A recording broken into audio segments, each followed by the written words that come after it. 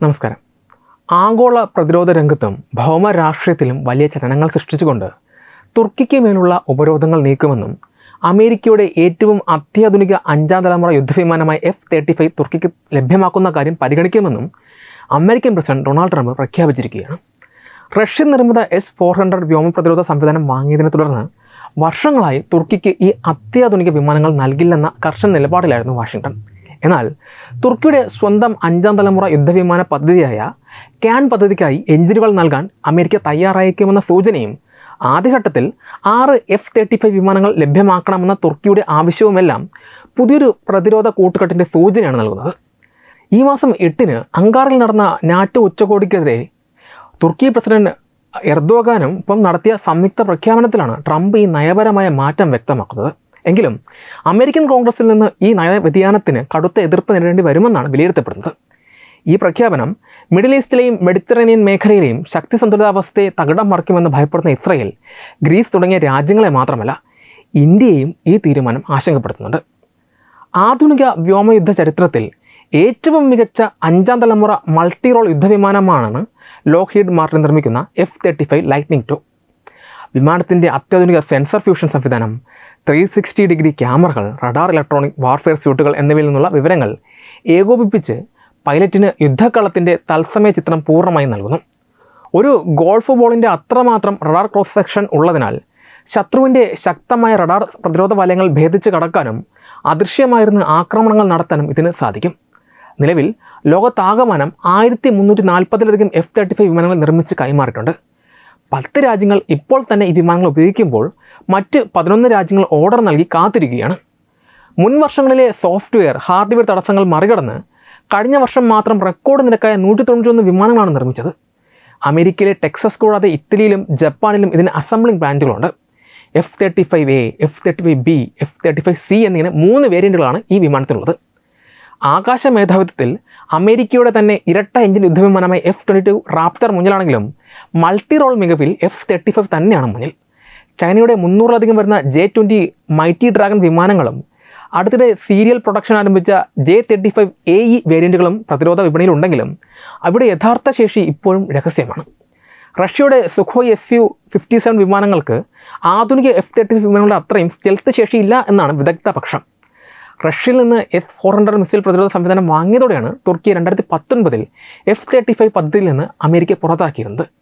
Russian റഡാറുകൾ F-35 വിമാനങ്ങളുടെ സുപ്രധാന വിവരങ്ങൾ ചോർത്തും എന്നതായിരുന്നു അമേരിക്കയുടെ അന്നത്തെ പ്രധാന പേടി.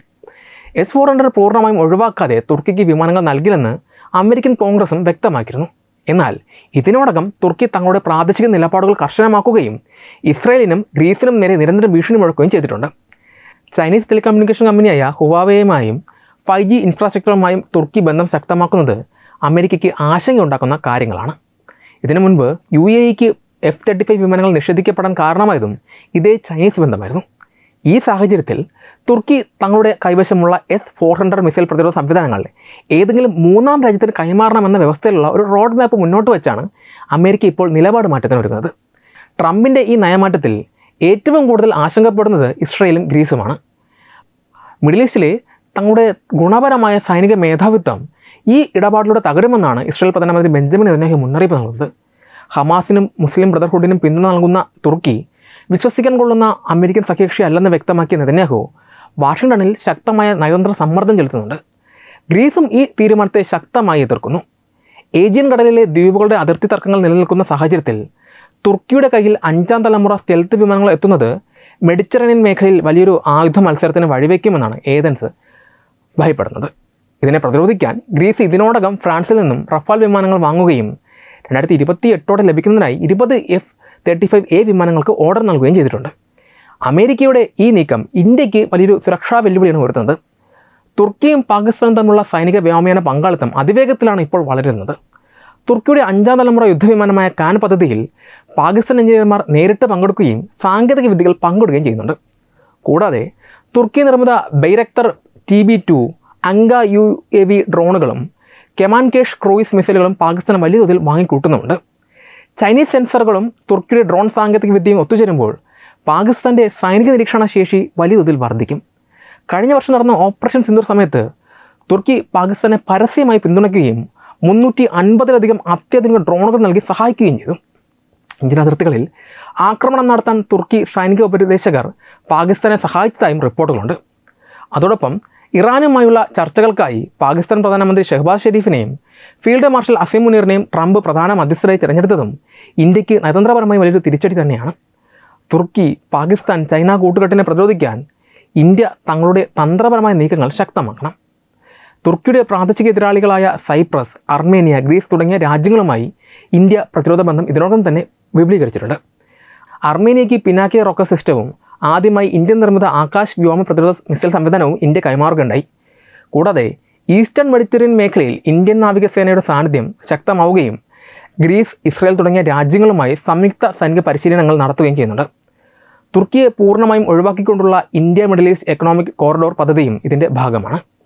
കശ്മീർ വിഷയത്തിൽ പാകിസ്ഥാനെ പിന്തുണയ്ക്കുന്ന തുർക്കിയുടെ നിലപാടും ഇന്ത്യക്കെതിരെയുള്ള എർദോഗാൻ്റെ പ്രസ്താവനകളും ഇരു രാജ്യങ്ങളും തമ്മിലുള്ള ഉഭയകക്ഷി വിശ്വാസത്തെ പൂർണ്ണമായും തകർത്തിരിക്കുന്നു.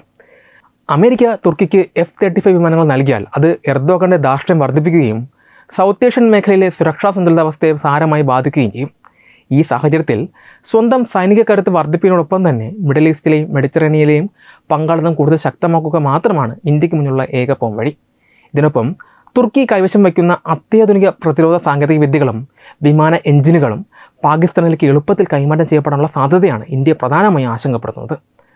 പാകിസ്ഥാൻ ഇതിനോടകം തന്നെ തുർക്കിയുടെ 5ാം തലമുറ യുദ്ധവിമാനമായ കാൻ പദ്ധതിയിൽ പങ്കാളികളാവുകയും അവരുടെ ഡ്രോൺ സാങ്കേതിക വിദ്യകൾ തങ്ങളുടെ വ്യോമസേനയിലേക്ക് സമന്വയിപ്പിക്കുകയും ചെയ്തിട്ടുണ്ട്. ചൈനയുടെ അത്യാധുനിക സാങ്കേതിക വിദ്യയും തുർക്കിയുടെ വ്യോമയാന വൈദഗ്ധ്യവും പാകിസ്ഥാൻ്റെ സൈനിക സന്നദ്ധതയും ഒത്തുചേരുന്ന ഈ ത്രികക്ഷി സഖ്യത്തെ പ്രതിരോധിക്കാൻ ഇന്ത്യ നയതന്ത്രപരമായും സൈനികപരമായും ശക്തമായ ബദൽ മാർഗ്ഗങ്ങളാണ് സ്വീകരിച്ചു പോരുന്നത്. തുർക്കിയുടെ ആഗോള സ്വാധീനത്തെയും അവരുടെ പാകിസ്ഥാൻ അനുകൂല നയങ്ങളെയും പ്രതിരോധിക്കാൻ ഇന്ത്യ സ്വീകരിച്ച ഏറ്റവും പ്രധാനപ്പെട്ട തന്ത്രം തുർക്കിയുടെ പ്രാദേശിക എതിരാളികളായ രാജ്യങ്ങളുമായി തന്ത്രപ്രധാനമായ സഖ്യങ്ങൾ രൂപീകരിക്കുക എന്നതാണ്.